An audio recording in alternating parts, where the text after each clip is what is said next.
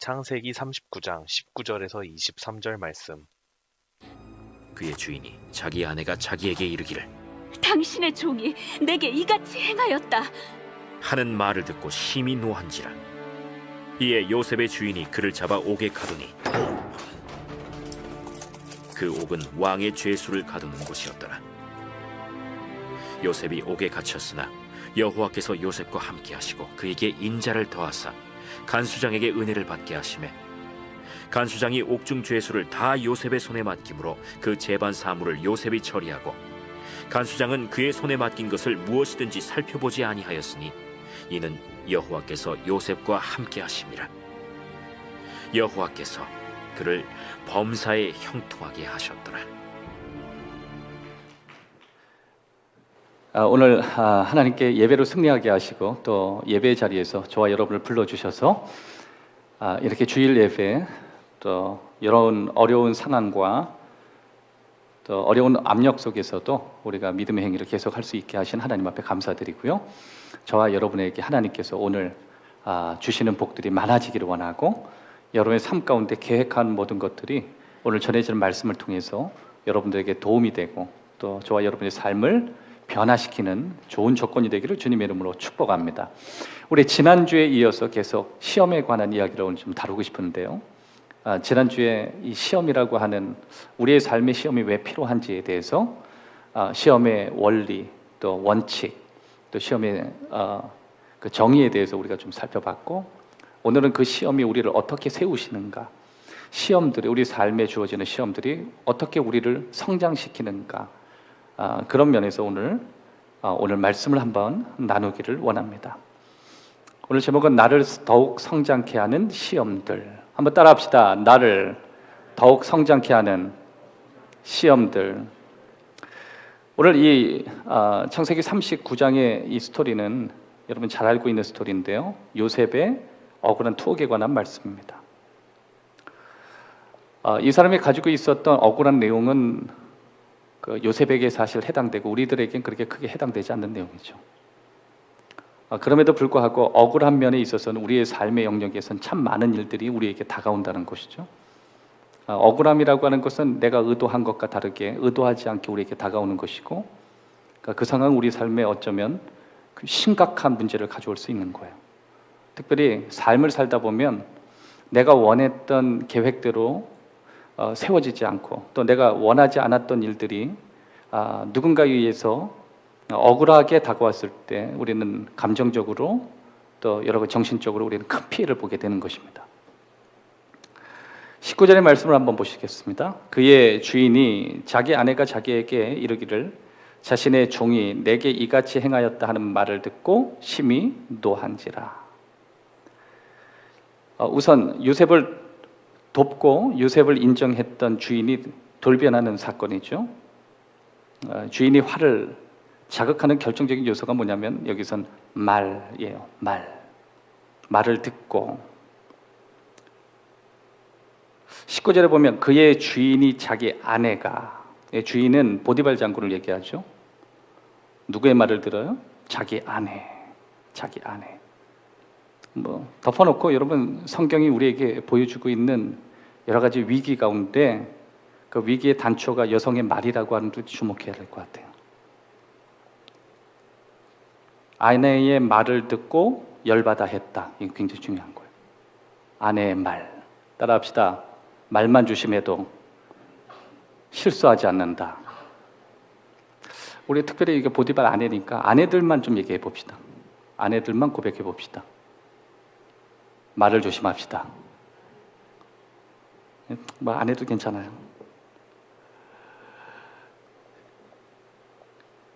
장군의 화를 자극한 결정적인 요소가 아내의 말이었죠. 아내의 말.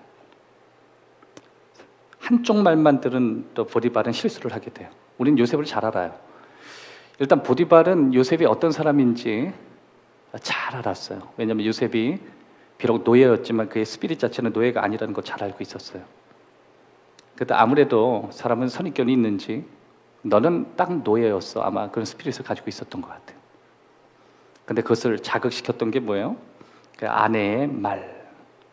여러분, 우리는 우리의 삶 속에 우리가 가지고 있는 이성은 굉장히 불완전하는 걸 반드시 인정해야 돼요.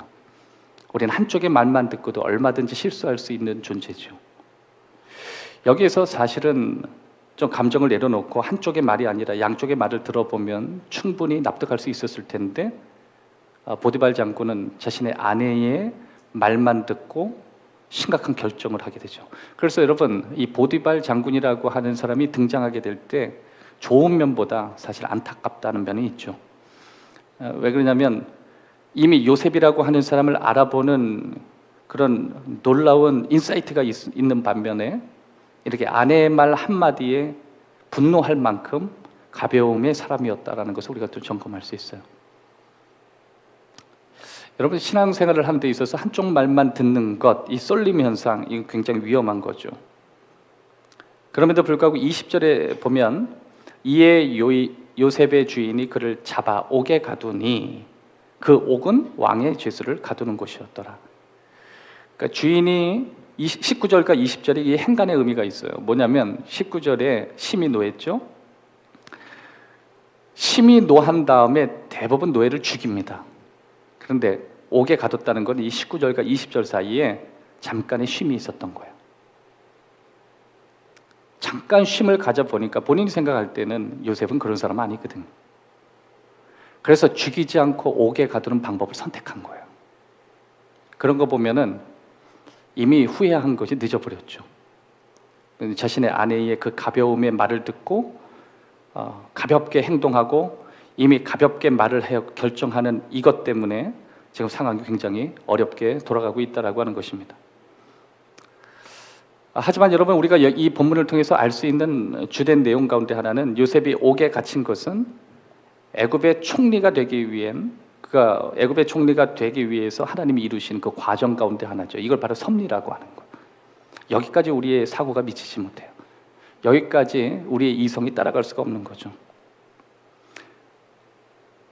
여러분, 하나님께서 가끔 우리의 상황이 이러한 상황이 된다고 할지라도 생각할 때 설사 우리가 서 있는 위치가 내가 원하는 위치가 아니고 내가 서 있게 되는 위치가 내가 바라던 위치가 아닐지라도 그것이 내 죄로 말미암아 시작된 것이 아니라면 우리는 그곳에서 하나님이 우리를 연단시키고 우리를 세워가시는 과정이 있다는 사실을 믿어야 되는 거예요.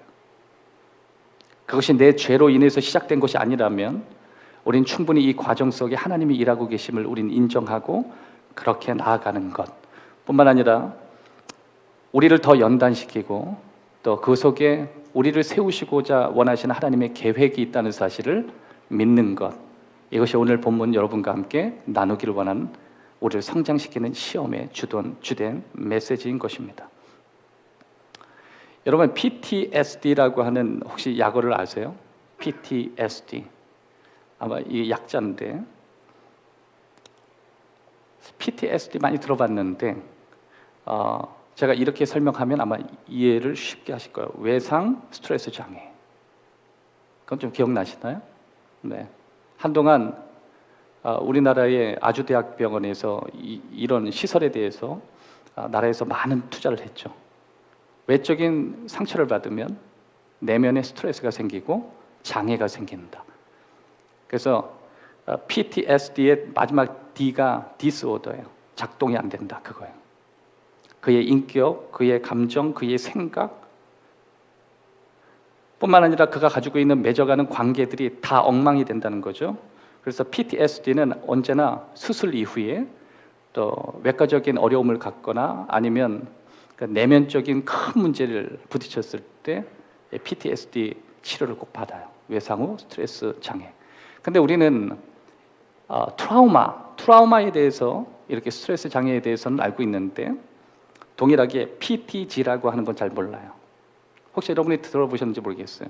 PTSD는 대충 들어봤는데 PTG라고 하는 걸 잘못 들어봤을 거예요. 이 PTG라고 하는 건 뭐냐면 끝에 G가 T는 트라우마라고 하는 건데 G는 growth라고 하는 거예요.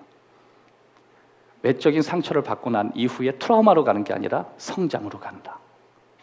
그러니까 여러분, 테스트는 두 방향으로 흘러요. 하나는 트라우마로 가는 사람들이 있고 다른 사람들은 성장으로 가는 사람이 있어요. 모든 인생은 두 부류로 흘러요. 따라합시다. 트라우마로 갈 것인가?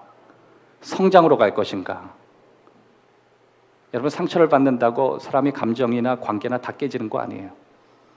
어떤 사람은 여러 가지 스트레스와 외적인 공격과 어려움을 당해도 끝은 성장으로 가는 사람이 있고, 어떤 사람들은 심각하게 감정이나 그가 가지고 있는 멘탈 자체가 무너지는 사람들이 있죠.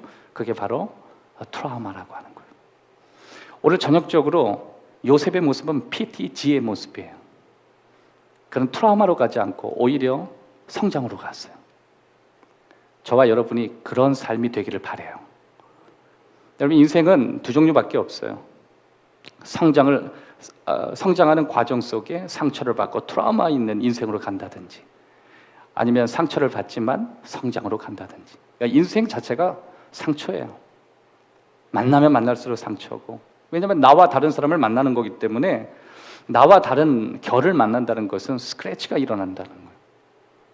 그래서 그러함 속에서 내가 성장하는 게 더 중요하지 피해가는 건 좋은 게 아니죠. 요셉은 동일하게 하나님을 그렇게 키우기를 원하셨어요. 하나님이 왜 저와 여러분에게 시험을 자꾸만 주시죠? 하나님이 시험을 주시는 이유는 우리를 상처나게 하시고자 하는 목적이 아니에요. 이걸 통해서 우리가 요셉처럼 성장하기를 원하시는 거예요. 이러한 여러 가지 다양한 시험 속에서 우리의 감정, 우리의 생각, 우리가 가지고 있는 삶의 질이 더 넓어지고 깊어지기를 원하시는 거예요. 그런데 하나님의 시험을 우리가 잘 극복하고 지혜롭게 극복하지 못할 땐 우리 삶에 트라우마가 계속 남기 시작하는 거예요. 여러분, 여러 가지 시험들이 우리 삶을 어렵게 만드는 것이 있을 수는 있겠지만, 그럼에도 불구하고 그것을 잘 극복하면 오히려 우리가 성장하고 세워져 가는데 하나님이 사용하시는 좋은 툴이 될 수 있다라고 하는 것입니다. 자, 그렇다면 첫 번째, 우리를 성장케 하는 시험이 무엇인가? 첫 번째는 삶의 계획에 차질을 다루게 하신다. 삶의 계획에 차질을 주신다. 따라합시다. 삶의 계획에 차질을 다루게 하신다. 이 차질이라고 하는 것은 내가 가지고 있는 삶의 플랜에 지연을 시켜주시는 상황이에요. 여러분, 우리가 살다 보면 우리는 계획을 가지고 살아요. 인생이 뭐냐면 인생은 계획을 세운다. 그런데 계획대로 되지 않죠? 그래서 인생을 많이 살아보면 볼수록 자신감이 없어져요. 젊을 땐 자신감이 있다가 나이가 들수록 자신감이 떨어져요. 이유가 뭐냐면 자꾸만 차질이 생기는 거예요. 그래서 옛날 어르신들이 했던 말에 지극히 평범한 얘기가 뭐냐면 인생 살아봐야 한다, 그거. 인생 살아봐야 한다. 그냥 씁쓸한 얘기죠. 그 뜻은 액면에 뭐가 있냐면 계획을 해본 대로 안 돼. 또 한 가지 이런 말씀도 하시던데요. 네 마음껏 해봐. 네 마음대로 되나? 죄송합니다. 무슨 저주를 쏟는 것도 아니고, 네 마음껏 해봐. 네 마음대로 되나? 그 뜻은 뭐냐면 우리 삶의 인생의 필수적인 요소는 내 삶에 차질이 자꾸만 일어난다는 거예요. 하나님이 왜 우리에게 테스트를 주시냐면 예수를 믿건 예수를 믿지 않건 삶의 차질은 계속 일어날 거니까. 그러니까 우리가 사람이라고 한다면 우리는 끊임없이 뭔가 인생에 대해서 플랜을 자꾸만 짜게 되는 거예요. 우리 사업에 대한 플랜, 내 인생에 대한 플랜, 더 나아가서 내 노후에 대한 플랜, 내 가족에 대한 플랜, 또 학생들 학생 스터디에 대한 플랜, 인간관계에 대한 플랜, 교회는 교회 생활에 대한 플랜을 다 짜지만 우리가 쉽지 않다는 걸 느껴요. 왜 그러냐면 계획대로 되지 않을 때요.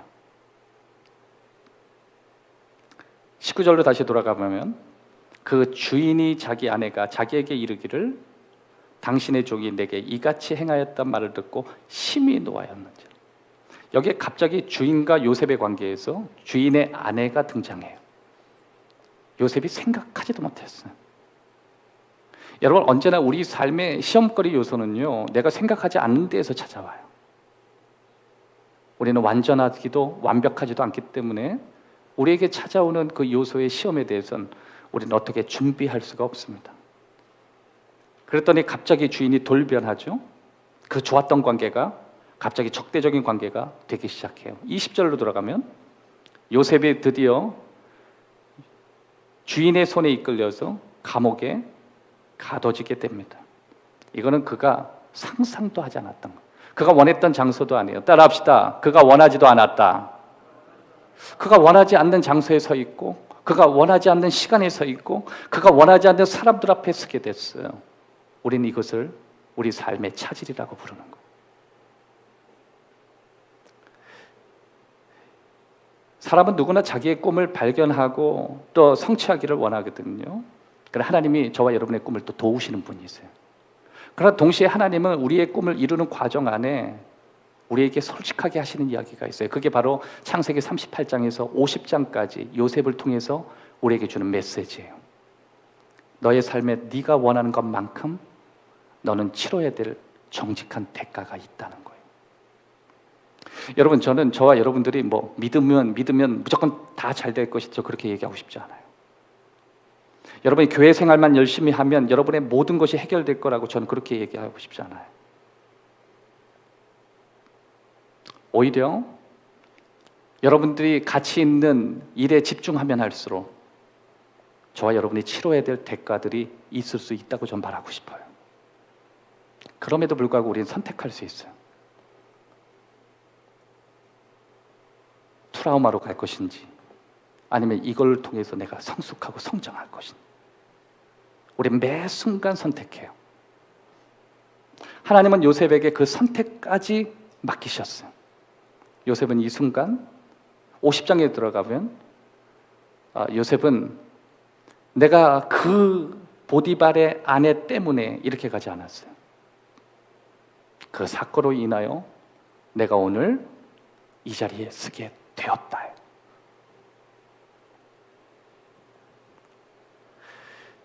여러분, 이 성장케 하는 사람들에게 하나님이 자꾸만 삶의 차질이라고 하는 스트레스를 자꾸만 주실 때 그 속에서 하나님이 우리에게 주시는 메시지가 있어요. 그것은 너의 삶의 가장 큰 장애물은 환경과 조건이 아니라 바로 너 내면에 있는 너 자신이라는 거예요. 많은 사람들이 그 부분에서 PTSD, 스트레스 장애로 가요. 분노로 가요. 난 저런 종류의 인간이라면 쳐다도 안 보겠다고. 난 저런 혈액형하고 놀지 않겠다고. 난 저런 종류의 가문하고 놀지 않겠다고. PTSD. 그런데 여기서 PTG로 간 사람이 있죠.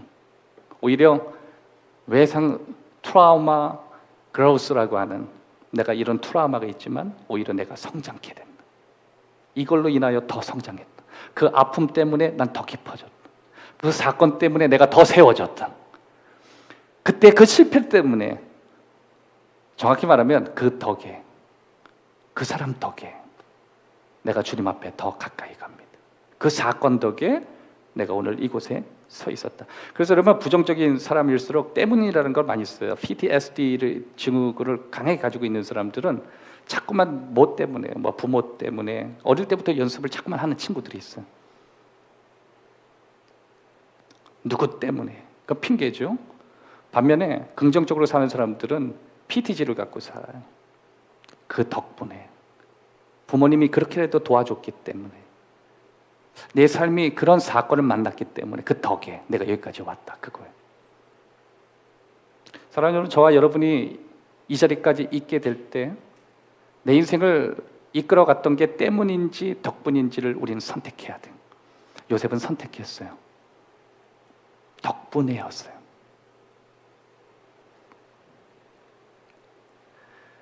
그걸 뭐라 그러냐면 인과응보의 관점이 아니라 섭리적인 관점이라고 얘기하는 거예요. 하나님의 섭리가 있었다. 하나님의 계획이 있었다. 하나님의 큰 뜻이 있었다.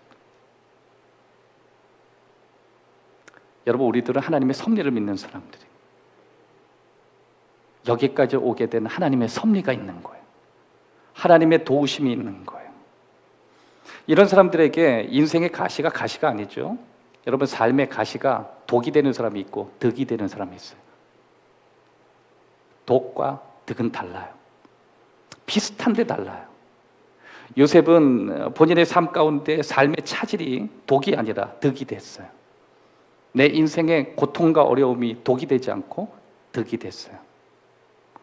자, 그러면 첫 번째, 종종 우리의 삶에 차질이 발생되어질 때 우리는 계속해서 하나님을 믿는 것이 필요하다는 거예요. 득이 되기 위해서.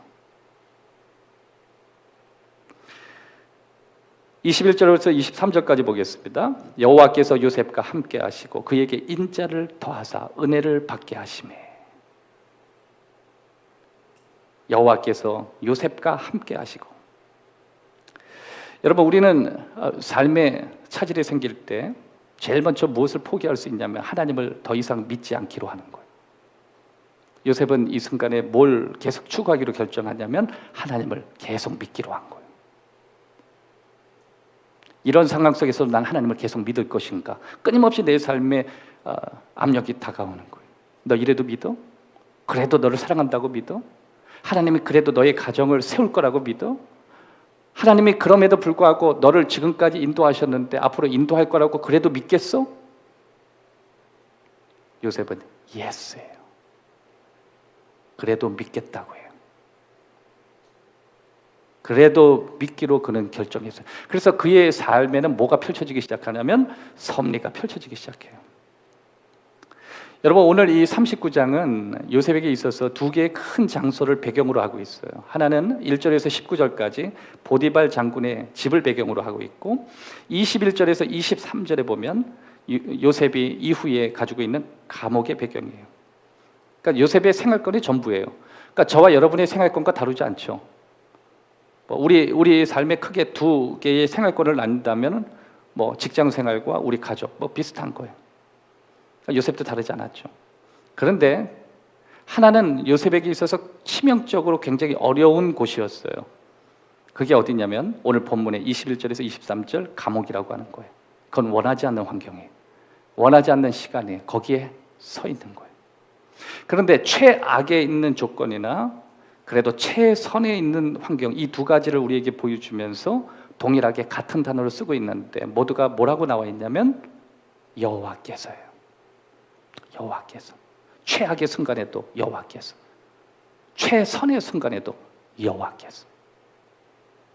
그 뜻은 뭐냐면 요셉은 최선의 상황 속에서도 하나님을 끝까지 믿었고 최악의 순간으로 내려와도 그는 하나님을 붙들었다는 거예요. 여러분, 가끔 우리는 최악의 순간에만 하나님을 찾아요. 하지만 최선의 순간에는 하나님 찾지 않죠. 요셉은 그렇지 않았어요. 두 개의 생활권에서도 그는 여전히 하나님을 찾았어요. 그러고 나니까 23절에 뭐라 그랬냐면 그가 형통케 되었다. 그렇게 다루고 있죠. 범사에 형통케 되었다. 이 형통이라는 개념은 하나님과 함께 쓰여지는 단어예요. 노력해서 오는 형통을 얘기하는 게 아니라 그는 하나님이 함께 하셔서 오시는 형통이에요. 이러한 상황 속에서도 그가 하나님을 계속 믿고 신뢰할 때 그에게 형통케 되었다. 그러니까 형통케 되었다는 건 뭐예요? 그가 트라우마나 상처로 가지 않고 오히려 그가 성장하게 됐다. PTG. 그는 트라우마로 꺾이지 않았다. 여러분, 보통 최선의 환경에서 최악의 환경으로 가게 되면 트라우마가 생겨요. 그래서 잘 살던 사람들이 갑자기 못 살게 되면 거기에 대해서 트라우마가 생겨요. 뭔가 큰 벽을 앓고 나서 왜 트라우마가 생기냐면 건강해도 되는데 갑자기 건강해 오다가 병들 것 같이 두려운 거예요. 인간관계에 어려움을 가지고 계신 분들이 가까이 관계 속에 들어오지 못해요. 왜 그러냐면 이러다가 불행할까 봐 두려운 거예요. 브로큰, 깨진 경험. 그래서 그런 사람들이 늘 선택하는 게 있어요. 어차피 이런 관계를 맺어갈 바야 또 상처받으니까 아예 관계를 닫아버리겠다는 PTSD. 트라우마 인생에. 근데 요셉은 그렇지 않았죠. 그렇게 상처받았음에도 끊임없이 만나요. 끊임없이 도전해요. 그 속에서 그는 growth, 성장해요. 왜냐하면 어차피 인생이라고 하는 것은 내가 원하는 사람만, 내가 원하는 곳에만 있을 수 없기 때문에 그런 거예요. 그래서 내 삶을 어떻게 잘 받아들이고 하나님이 내 섭리를, 내 삶의 섭리를 어떻게 이끄실 것인가를 잘 이해하기 위해서는 우리에게 펼쳐지고 있는 모든 상황들을 내가 어떻게 이해하고 받아들이는가에 대해서 내 삶이 달라져요. 그렇게 끝까지 신뢰하고 믿는 자에게 하나님이 하시는 게 있죠. 21절 여호와께서 요셉과 함께 하시고 그에게 인자를 더하사. 그러니까 인자라고 하는 것은 헤세드라고 하는 히브리어인데 구약에서 정말 외워야 될 아주 두 개의 긍정적인 단어 중에 하나가 토브라고 하는 단어와 헤세드라고 하는 단어예요. 이 두 가지가 다 나와 있는 그 멋있는 구절이 여호와는 나의 목자시니 내게 부족함이 없으리로다. 거기에 인자와 선하심 다 나와요. 그래서 여러분 시편 23편 1절부터 그 내용은 그는 명구라고 얘기하는 거예요.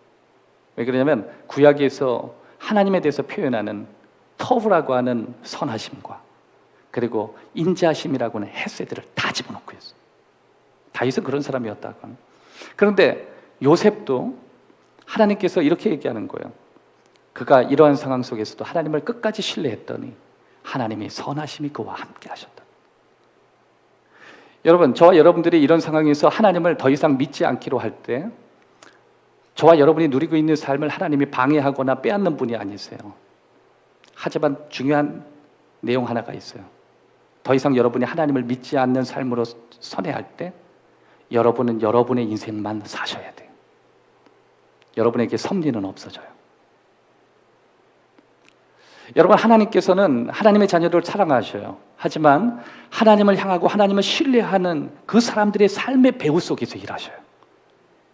그가 끝까지 하나님을 믿고 이렇게 열악하고 어려운 상황 속에서도 그가 하나님을 끝까지 신뢰하고 나아가기로 그가 가지고 있는 모든 것을 다해서 믿고자 할 때 그에게 나타나는 하나님의 섭리인 거예요. 여러분, 우린 여러 가지 상황이 어려우면 하나님 믿지 않을 수 있죠? 믿지 않는다고 하나님이 그것을 방해하나요? 누리고 있는 걸 방해하나요? 그렇지 않아요. 나는 그냥 나 혼자 살다 어려운 것뿐이에요. 똑같이 이런 말 하고 사는 거예요. 우린 평생 네 인생 네가 마음껏 살아봐라. 네 뜻대로 되나. 여러분, 저는 그런 사람들 많이 봤어요. 하나님을 더 이상 믿지 않고 내 힘 믿고 내 지식 믿고 내가 가지고 있는 처한 환경 믿고 갑자기 초라해지는 사람 너무너무 봤어요. 그건 하나님이 방해한 게 아니에요. 그냥 그게 원래 인생이에요. 근데 또 반면에 잘 되는 사람들도 있어요. 그 인생이 좀 헷갈린 거예요. 왜 잘 되냐면 자기가 어떻게 하다가 운 좋아 잘 된 거예요. 그런데 하나님의 자녀들은 잘 돼요. 왜냐하면 합력하여 선을 이루셔요. 여러분, 오늘 한국교회뿐만 아니라 우리 검단 행복한 교회 가운데 일하시는 하나님을 저는 만나요. 우리가 가는 길 가운데 여러 교회들이 겪는 여러 가지 어려움과 납득 안 되는 여러 가지 해프닝들을 우리가 겪어가지만 우리의 끝에는 하나님의 섭리가 있어요. 언제나 배후에서 하나님이 일하셔요. 그래서 우리는 끝까지 하나님을 계속 믿어요. 우리는 계속 하나님을 찬양해요. 계속 하나님을 높여요. 그래 하나님이 원하시는 방향을 찾아가요. 그럴 때 교회를 향해서 우리는 배후에서 역사하신 하나님의 은혜를 만나요. 그래서 교회 안에 헌신하는 모든들의 가정들의 하나님이 주시는 간증들을 우리가 막 만나는 거. 그런 교회의 방향과 함께했던 그 가정들이 받는 축복들을 우리가 옆에서 보게 되는 거예요. 내가 하나님을 섬기지 않고 하나님을 믿지 않아도 내가 지금 누리는 복은 그냥 내가 인생의 노력밖에는 아무것도 없는 거예요. 그건 섭리도 아니고 그건 하나님이 주신 축복이라도 말할 수 없어요. 그냥 내가 인생에서 땀 흘리는 눈물과 수고뿐이에요. 그게 바로 솔로몬이 했던 고백이 해 아래에서 수고하고 노력하는 것이 참 헛되구나. 그러나 여러분, 저와 여러분에게 주시는 이런 삶은 섭리적인 거기 때문에 헛되지 않죠. 인자를 더하신다는 건 뭐냐면 하나님을 계속 신뢰하기 때문에, 특별히 하나님을 믿는 그 길에서 이탈하지 않았기 때문에 인자를 더하신 거예요. 여러분, 왜 예수 잘 믿다가 이탈한 가정, 예수 잘 믿다가 이탈한 믿음의 사람들이 삶이 망가지냐면 거기에 한 가지가 없기 때문에 그래요. 하나님의 인자하심이에요. 크게 빠졌어. 그래서 여러분, 저는요, 특별히 예수 믿는 사람들이 하나님을 믿는 데에서 떨어져 나간 사람들이 흉악하게 망하는 사람들 많이 봤어요.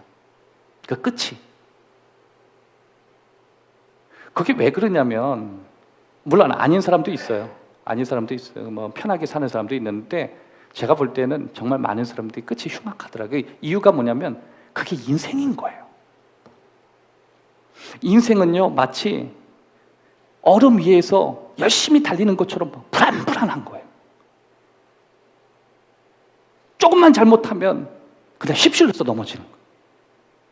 마치 얼음 위에서 뛰는 어린아이와 같은 거예요. 끝까지 잘 가면 다행이다 정도예요. 근데 성경의 우리의 모습은 동일하게 얼음 위에 서 있어서 위태위태하지만 넘어져도 넘어짐 속에서 우리를 발견하시고 우리를 붙들어 주시고 우리를 끌어주시고 할렐루야. 그래서요 우리들은 얼음 위에서 넘어져도요 돌아올 때는 썰매 타고 와요. 아멘 안 하실래요? 우리는 넘어지고 쓰러져도요 일어날 때는 웃는 모습으로 행복하게 와요. 누가복음 15장의 스토리가 그런 거 아니에요? 비록 아버지를 놓는 바람에 내 삶이 망가지고 돼지가 먹는 음식 수준으로 수준이 떨어졌지만 다시 아버지를 향할 때 잔치가 일어나죠. 잘 놀던 소 한 마리 잡아가지고 잔치를 벌여주시는 하나님을 만나게 되는 거예요. 오늘 우리들은 하나님 나라를 확장하는 데 위해서 사용되기 위해서 불러주는 소명자예요. 우리가 교회에서 어떤 일로 부름을 받았을까? 우리의 목적은 딱 하나예요. 나를 통하여 하나님 나라가 확장되는 것. 그거 외에는 없어요. 목사님 다른 거 있지 않나요? 없어요. 나를 통해서 하나님 나라가 세워지기를 바랍니다. 나를 통해서 교회가 세워지기를 바랍니다. 나를 통해서 이 예배가 견고히 서기를 원합니다. 하나님 나라의 확장이에요. 우리가 그것밖에는 사용될 게 없어요. 그러니까 하나님의 백성이 어느 곳에 거하든지 어떤 사람을 만나든지 그 사람이 서 있는 그곳에 하나님 나라가 확장된다면 하나님 그를 돌보시는 거예요. 로마서 8장 28절에 우리가 알거니와 하나님을 사랑하는 자 곧 그 뜻대로 부르심을 입은 자들에게는 모든 게 합력하여 선을 이루느니라. 또 한 가지, 종종 내 삶에 차질이 발생할 때 우리는 계속해서 예배를 드려야 합니다. 절대 예배를 포기해서는 안 돼요. 우리는 제일 먼저 우리가 힘들게 어려우면 하나님 앞에 드리는 예배부터 포기해요. 저는 오늘 온라인으로 통해서 예배를 드리시든 아마 현장에서 드리시든 각기 자신의 선택을 통해서 드려지는 예배가 계속 지속되기를 바라요. 그리고 그 좋은 방법을 통해서 하나님이 여러분들에게 은혜를 주시기를 주님의 이름으로 축복합니다. 23절에 보면 요셉과 하나님이 함께 하심이라 여호와께서 그에게 범사에 형통케 하셨다. 여러분 지금 여전히 요셉이 뭐 하고 있는 상태예요? 감옥에 있는 상태죠. 그 감옥에 있는 상태에서 나름대로 간수장의 인정을 받아요. 이런 거 보면 여러분 사람 적응력이 대단해요. 요셉이 원래 자유인 신분으로 주인 밑에 노예로 살았지만 사는 수준하고 지금 주인이 아니라 감옥의 간수장이 자기를 이끌어가는 감옥에 있는 죄수의 신분으로 이게 바뀌었잖아요. 어느 상황이든지 요셉은 인정은 받더라는 거예요. 그러니까 이 사람은 참 뛰어난 사람이죠. 이 적응 능력은 대단한 거예요. 근데 여러분 일상에서 이런 걸 보면 우리 삶에 뭐 편할 때 인정을 받든 어려울 때 인정을 받든 어디서 있든지 인정받는 건 동일하다고 생각해요. 좋은 직장에 가면 좋은 직장에 인정받는 사람이 있고 어려운 데 가면 어려운 데 또 인정받는 사람이 있고 참 우리는 적응하기 참 쉬운데 그걸로 끝나는 사람들이 너무 많다는 거예요. 요셉은 기왕 주어진 환경에서 적응 잘하는 하나의 인간으로 머무르지 않았어요. 그럼 거기서 한 걸음 더 나아갔어요. 여전히 여호와께서 요셉과 함께 하시더라요. 여러분 함께 한다라는 개념이 신약에 넘어가면 임마누엘이라는 개념이 와요. 임마누엘의 개념의 좁은 의미가 뭐예요? 예배, 월심. 그가 비록 내가 사는 이 환경에서 극복하고 성실하게 살지만 예배만큼은 그는 포기하지 않은 거예요. 그 예배 드리는 방식이 어떤 방식인지 우리는 알 수 없어요. 그러나 중요한 건 그 방식이 하나님을 인정하고 있는 방식이에요.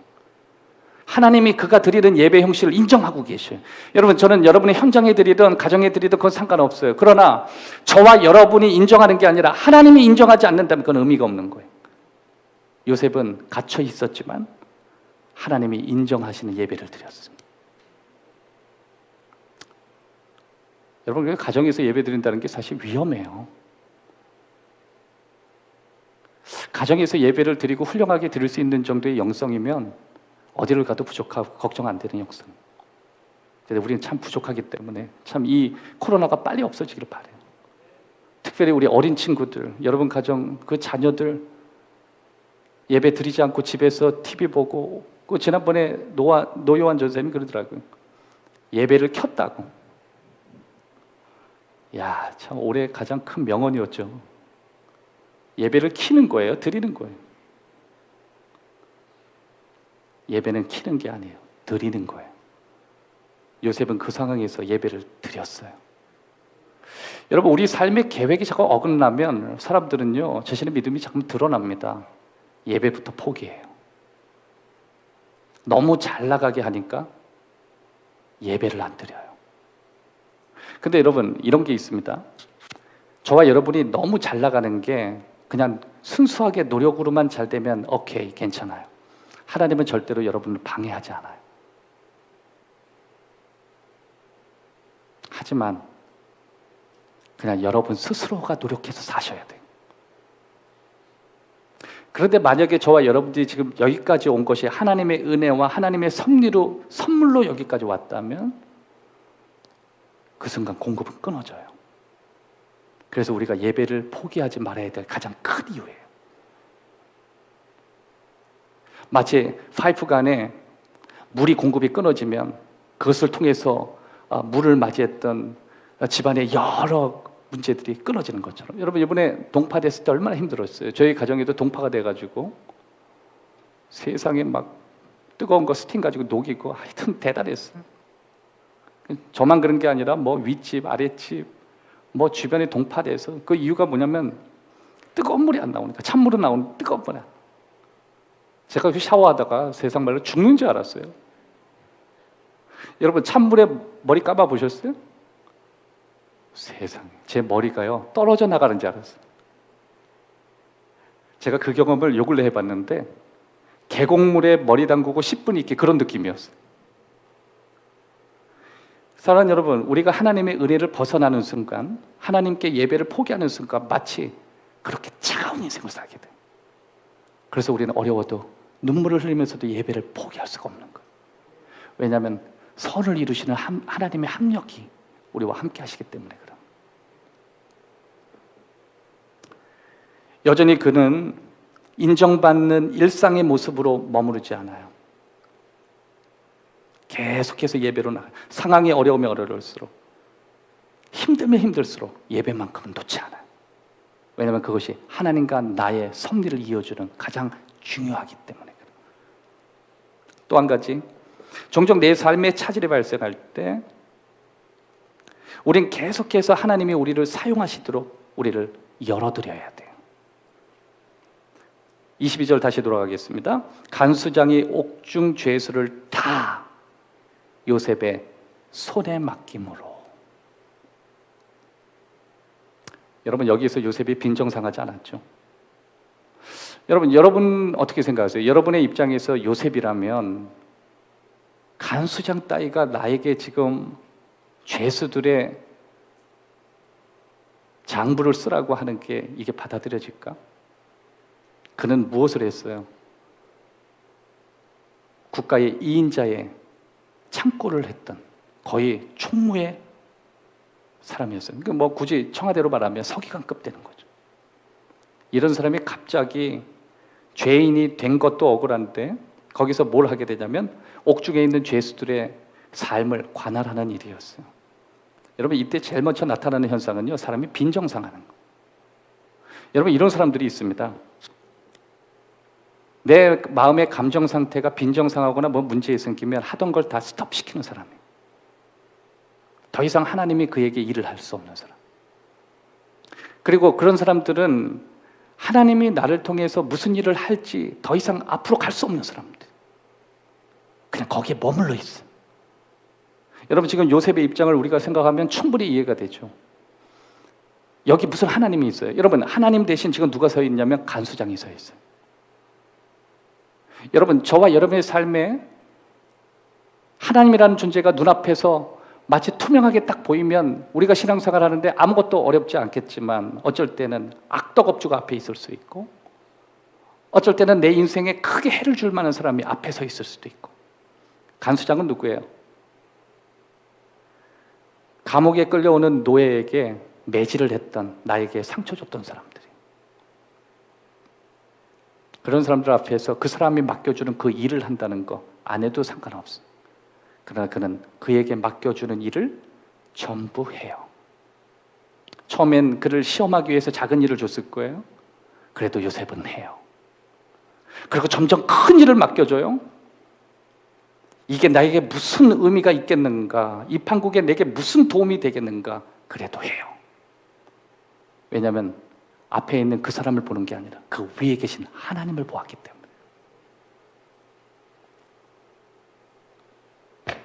맞아요. 그게 하나님이셨어요. 간수장이 아니라 하나님이셨어요. 간수장의 손깃을 통해서 하나님이 요셉의 손에 일거리를 주셨던 거예요. 그 일을 하실 수 있도록 하나님이 요셉의 기회를 주었던 거예요. 그는 충분히 그 시간을 내 인생에 도움이 되지 않는다는 이성적 판단이 있음에도 불구하고 내어드려야 됐어요. 나를 사용하시도록. 여러분, 그러니까 너무 우리 삶에 비싸게 굴면 안 돼요. 우리 삶에 하나님이 이용하시면 얼마든지 원하시는 대로 나를 그냥 열어놓고 살아야 돼요. 다가기 쉬운 사람 되십시오. 이 비싼 그릇은요 가끔 사용해요. 막 행남자기 막 이런 거 쓰지도 않아. 한국도자기 막 이런 거 잘 쓰지도 않아. 제가 지난번에 저 위쪽에 있는 도자기에서 몇 번 박으니까 제 사모님 그러더라고요. 설거지하기 힘드니까 딴 걸로 드시라. 그렇게 힘들어. 지금 제일 많이 쓰고 있는 게요, 미국 가서 산 건데 한 2불 주고 산 거. 제 이빨 다 나간 거. 그거 쓰다 그냥 버릴 수 있는 거. 근데 자주 먹으려고 그러니까 다 상처 안 내거든. 하나님이 그냥 손에 쉽게 쓸 수 있게. 저는 이게 행남자기가 어디 있는지도 모르겠어요. 어디 모셔두긴 모셔뒀는데 나중에 그걸 가져갈지는 모르겠어요. 그러니까 만약에 그거 정리하려면 빨리 그 1순위로 빨리 정리하고 다른 거 같은 그 머그컵 막 7,000원짜리 이렇게 훨씬 나을 것 같아요. 하나님이 우리 삶을 통해서 우리를 자꾸만 흔하게 사용하기를 원할 때 내어드리세요. 하나님이 그걸로 사용하는 거 끝나는 게 아니라 그걸 통해 더 크게 사용하시기를 원하죠.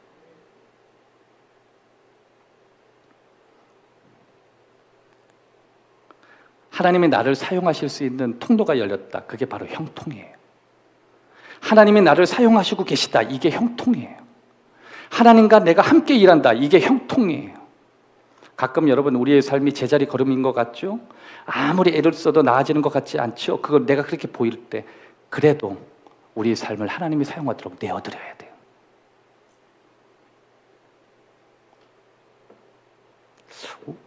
여러분, 왜 내게 이런 일이 일어나서, 내가 왜 여기까지 와서, 내가 왜 이런 일을 하며 내가 이렇게 하찮은 취급을 받는가? 아니에요. 여러분, 삶에 있어서요, 노하우라고 하는 것, 내가 이 상황에서 그러면 어떻게 처신할 것인가, 이렇게 하는 것도 중요한데 훨씬 중요한 건 how act예요. 어떻게 행동하는가요. 요셉은 이때 꾹 참고 자신의 삶을 드려요. 그리고 하나님의 일이 아니라 자신의 미래 같지 않는 일을 계속해요. 그게 그에게 실력이 돼요. 하나님이 그를 사용하실 수 있는 능력이 돼요.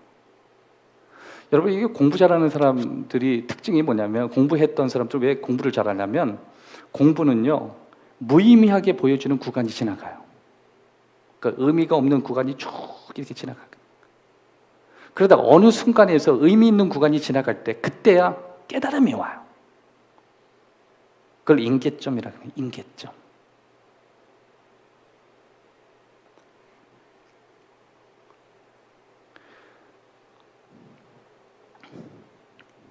요번에 제가 우리 교회 미국에서 지금 공부하고 있는 하영이가 지금 간지 한 2년 정도 돼가는데 이번에 이제 또 들어왔어요. 자가격리 하고 있는데 계속 가기 전에 저한테 막 그러더라고요. 목사님, 영어가 안 늘면 어떡해요? 영어 나 못하면 어떡해요? 그러면 가면서 계속 목사님, 나 영어 해야 되는데 느는 것 같지도 않고. 그래서 하영아, 너 간지 얼마나 됐다고? 막 급해. 목사님, 느는 것 같지도 않고 막 급해요. 그래서 목사님, 책 좀 어떤 거 제 발로 와가지고 나한테 무슨 책 읽어야 되냐고, 뭐 해야 되냐, 막 급하니까 막 그러더라. 하영아, 그러지 마. 그냥 가던 대로 가. 어느 순간 될 거야. 근데 요번에 물어보니까, 하영이 어머니한테 이게 물어보니까 하영이가 그랬대요. 엄마, 저 영어 잘해요. 엄마, 저 잘해요. 그러니까 옛날에 그런 얘기 안 했대요. 저 좀 잘해요. 하영아, 네 동생도 한다. 엄마, 저 잘해요. 학교도 인정해요. 이 자신감이 붙기 시작한 거예요. 그게 인계점이에요. 그래서 저한테 너무 이제 좋으셔서 얘가 이제 된대요. 막 편하대요. 자기도 모르게 주위 사람들이 막 인정하기 시작한대요. 제가 그랬어요. 이제부터 한 걸음, 두 걸음, 반 걸음 이게 아니라 한 걸음, 두 걸음, 10걸음, 30걸음, 50걸음, 100걸음, 그다음 막 날아가기 시작할 거라. 참 여러분 축복해요. 여러분들이나 여러분의 삶에 그 은혜가 있기를. 그래서 와서 그랬대요. 너 와서 한국말 하지 말고 제니 누나가 영어로만 대답해. 영어로만 얘기해. 절대 너 까먹지 말고. 그랬더니 뭐 그렇게 고백을 하더래요.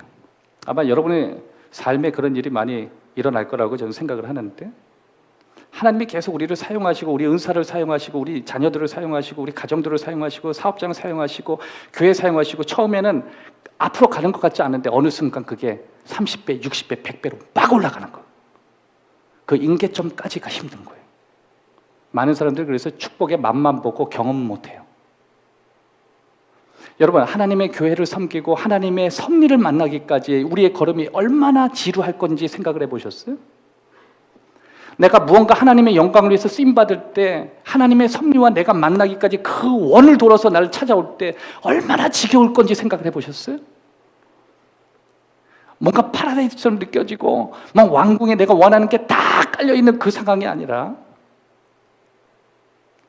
이게 하는 건지 안 하는 건지도 모르고 하나님이 계신지도 안 계신지 모를 정도로 내 삶의 접촉점을 못 찾을 바로 그때, 어느 순간에 하나님의 축복의 경험과 만나는 순간, 이건 내 상상과는 뛰어넘는 거예요. 그래서 여러분, 공부하더라도 이게 믿음 가진 애들이 공부 잘해야 돼요. 계속 공부해요. 그러다 어느 순간 거기 결과 나와요. 사업을 하더라도 내 생각이 아니라 주님 믿습니다. 이 하루 이틀 계속 가보세요. 거기 하나님의 섭리를 만날 때까지. 마지막 두 번째, 나를 성장케 하시는 시험 가운데 상처를 다루게 하시기 위해서 테스트를 하신다는 거예요. 상처를 다루게 하신다. 따라합시다. 상처를 다루게 하신다. 22절과 23절을 보면 간수장이 옥중 죄수를 요셉의 손에 맡기는데, 그 다음 뭐 하냐면 요셉이 처리하고, 23절 무엇이든지 살펴보지 않았으니 23절 끝에 요셉과 함께 하십니다. 자, 여기서 요셉이 처리하고, 그래, 처리하고. 여러분, 상처받는 사람들의 특징이요, 아무것도 못한다는 거 아세요? 그가 처리할 능력 자체가 사라져요. 그래서 여러 일은 벌려놨는데 수습이 안 되는 인생. 그런데 하나님께서 요셉을 다루시죠. 지난주에 요셉의 뭐를 달아보셨다고요? 그가 어떻게 인격적으로 행하는지 그걸 들여다보셨다. 거기에서 한 걸음 나아가서 그가 이런 상처에도 불구하고 자기에게 주어진 일을 어떻게 처리하는가를 보신 거예요. 여러분 그것은 자기의 상처를 다루는 방법이에요. 여러분 우리 젊은이들이 성장하는 가운데 하나님이 필수적으로 믿는 사람에게 주시는 축복 가운데 하나가 상처예요. 상처는 저주가 아니라 여러분을 성장시킬 수 있어요. 상처를 통해서 여러분과 트라우마가 커지는 것이 아니라 상처를 통해서 여러분이 더 깊어질 수가 있어요. 세상 사람들은 상처로 인해서 더 이상 사람을 만나기로 않기로 하고, 다른 사람들은 상처 때문에 더 이상 이 길을 가지 않기로 결정하고, 어떤 사람은 상처 때문에 더 이상 교회를 다니지 않기로 하지만 우리는 오히려 그 상처 때문에 하나님 앞에 더 나가게 돼요. 그 상처 때문에 기도하게 돼요. 상처 때문에 예배하게 돼요. 상처 때문에 다시 하나님 앞에 서기로 결정하게 돼요. 그게 상처가 우리를 성장시키는 PTG예요. 여러분 20절에 보면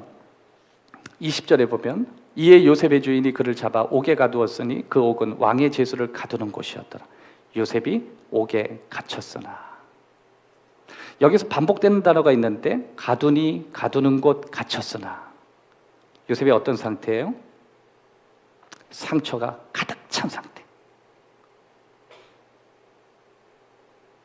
우리는 요셉처럼 우리의 상처를 기억해내야 돼요.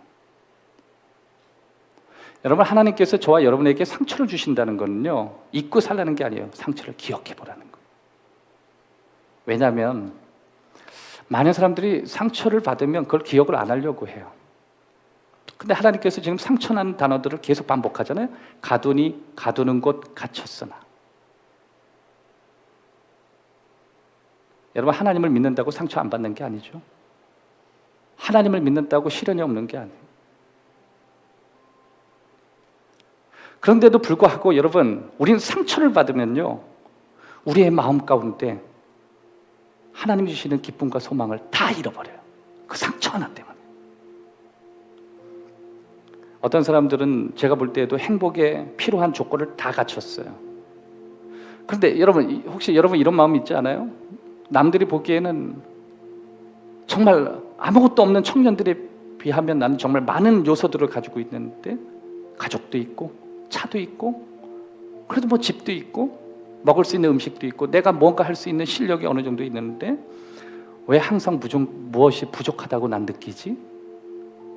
왜 내 한편이 자꾸 공허하다고 느끼지? 왜 나는 나와 다른 사람이 자꾸만 분리됐다고 느껴지는 거야? 나 왜 내 삶이 매일 기계처럼 다람쥐 쳇바퀴 돌지?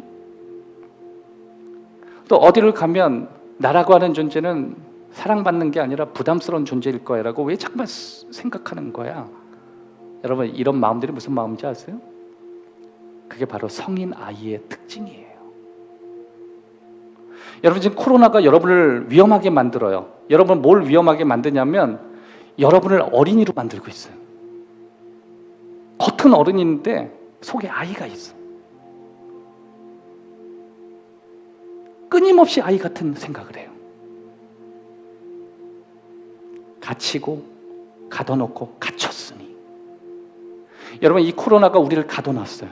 생각도 가둬놓고 가지고 있는 가치관도 가둬놓고 더 심각한 건 인간관계까지 다 가둬버렸어. 하나님은 요셉을 어른으로 세워주고 계셔요. 하나님이 저와 여러분 어른이 되기를 원하세요. 이 시험을 통해서 요셉은 50장에 어른이 돼 있었어. 여러분 하나님은 저와 여러분이 살면서 여러 가지 상처를 극복해내는 과정 안에서 저와 여러분의 어른이 되기를 하나님 원하세요. 그러나 우리는 여지없이 끊임없이 어린이가 되기를 바라요.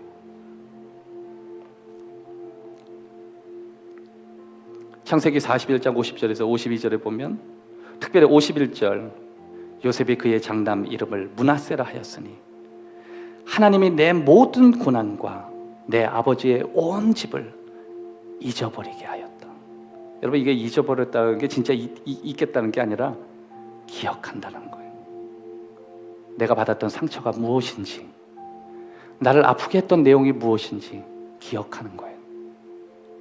여러분 그런 의미로 볼 때 여러분이 어린 시절에 유년 시절에 겪었던 그런 어떤 아픔들, 그리고 지금 여러분이 직장 생활에서 느끼는 어떤 사원들 간의 스트레스, 또 지난 2020년 동안 여러분 마음 안에 갇히고 가둬놓고 갇혀있는 그 많은 아픔들, 그걸 무조건 잊으면 된다고요? 많은 사람들이 그거 잊으려고요, 술로 잊으려고 그러고 여행을 가려고 하고 다 잊어요. 아팠던 거. 아니, 그렇지 않아요. 기억해야 돼요. 왜 그러냐면 하나님이 그 위에 축복을 더하심을 발견해야 되니까.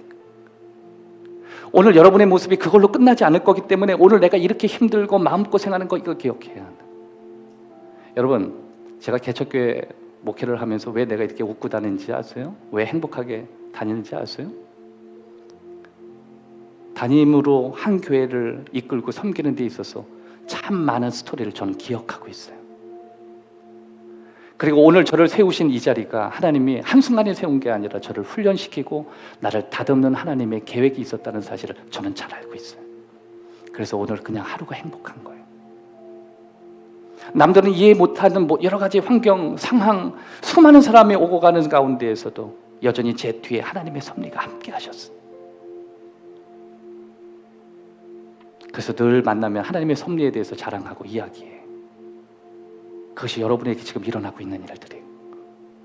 지금 여러분의 삶 가운데서 일어나기를 원하시는 하나님의 계획이에요. 우린 그걸 믿는 거예요. 동시에 우리는 요셉처럼요, 우리를 아프게 한 사람들을 풀어줘야 돼요.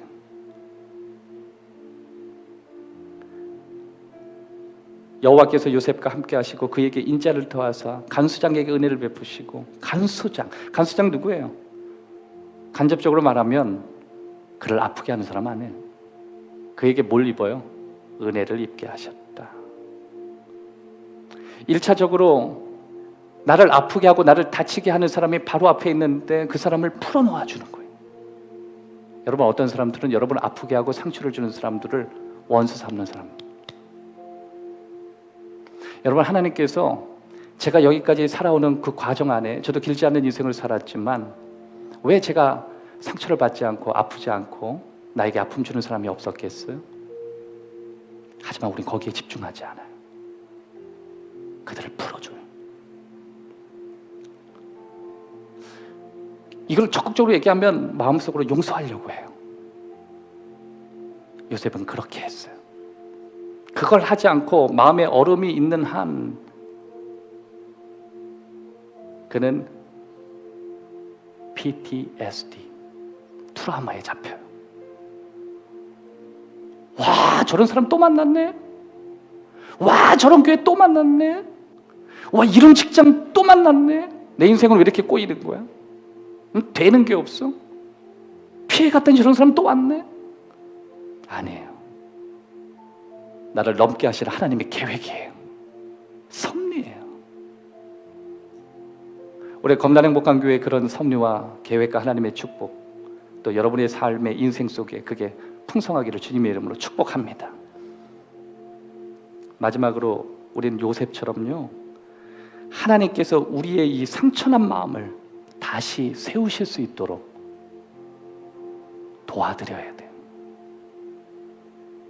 하나님이 내 이 상처난 마음 다시 리프레임을 하실 수 있도록 도와드리고 협력해야 돼요. 여러분, 저와 여러분들에게는 의학적으로 우리가 생각할 때 유전적으로 문제 있는 사람들이 있어요. 특별히 정서장애가 있는 사람이든지 아니면 정서적인 우울증이 있어서 정기적으로 약을 먹어야 되는 호르몬의 문제가 있는 사람들이 있을 수 있어요. 그건 노력한다고 되는 건 아니라는 거 저도 알고 있고, 동시에 성격적인 결함이 있는 사람이 있어요. 자라는 과정 안에서 그 인격이 문제가 생겨서 아무리 노력해도 성격이 바뀌지 않는. 또 어떤 사람들은 여러 가지 풍성한 경험을 통해서 자신이 가지고 있는 경험이 고착화된 사람들이 있어요. 아무튼 우리에게 그것이 좋게 반응을 할 수도 있고 좋지 않게 반응을 할 수 있어요. 그럼에도 불구하고 하나님이 좋은 면은 더 성장시키시고 그 좋지 않은 것들을 고쳐가실 수 있도록 우리 협력해야 돼요. 여러분, 우리들은 다른 건 못 고쳐도 그런 거 고칠 수 있도록 하나님이 우리의 마음 가운데, 우리의 지성 가운데, 우리의 멘탈을 강하게 할 수 있는 훈련을 할 수가 있어요. 그래서 하나님이 우리를 다루셔서 리프레임을 하시는 거예요. 하나님, 내 잘못된 생각이 비이성적인 생각에서 객관적인 생각으로 바뀔 수 있도록 협력해야 돼요. 언제나 어린아이처럼 이성적인 생각이 아니라 비이성적인 생각을 자꾸만 해버리는, 특별히 이렇게 코로나 상황에서 이 사람도 저 사람도 아닌 나 혼자 생각하고 나 혼자 판단하고 나 혼자 결정하는 사람들은 생각이 비이성적일 수 있어요. 그걸 어떻게 객관적으로 바꿔줄까? 하나님께 협력해야 돼요.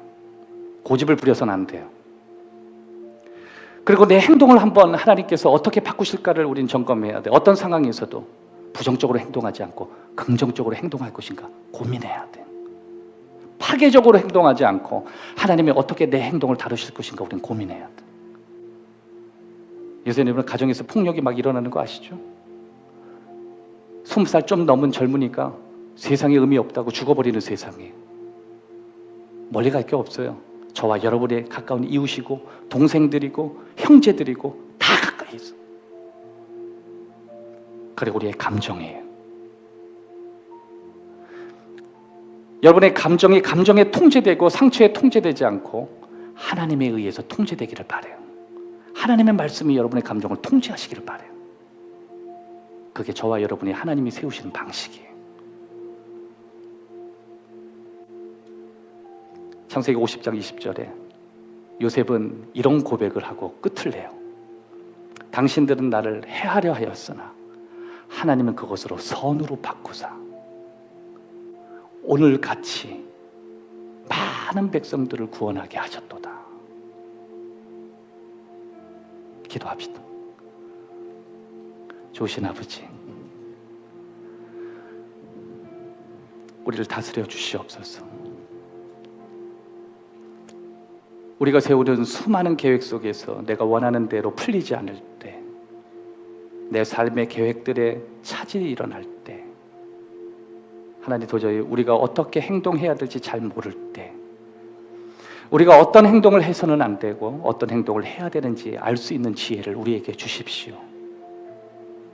우리가 무엇을 할 것보다 무엇을 해서는 안 되는지도 알게 하시고, 그렇게 하나님 앞에서 하나님의 섭리가 우리의 삶과 우리의 가정과 우리의 직장과 내게 주신 비전 가운데 오기까지 우리의 삶을 주님 앞에 드리기를 원합니다.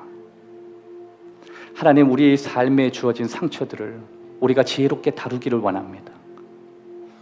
상처를 다루지 못해서 그 상처 앞에 무너져 버리는 우리의 모습이 아니라 이 상처를 건강하게 다룸으로써 50장에 건강하게 서 있는 요셉의 마음처럼 우리도 그렇게 성장할 수 있도록 도와주십시오.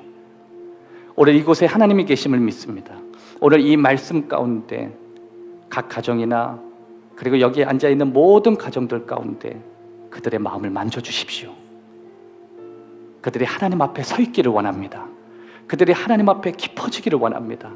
그들이 지금 하나님 상처로 나아가는 걸음이 아니라 하나님 앞에 성장하는 걸음으로 이끌어 주십시오. 왕 되신 하나님을 찬양합니다. 예수님 이름으로 기도드리옵나이다. 아멘.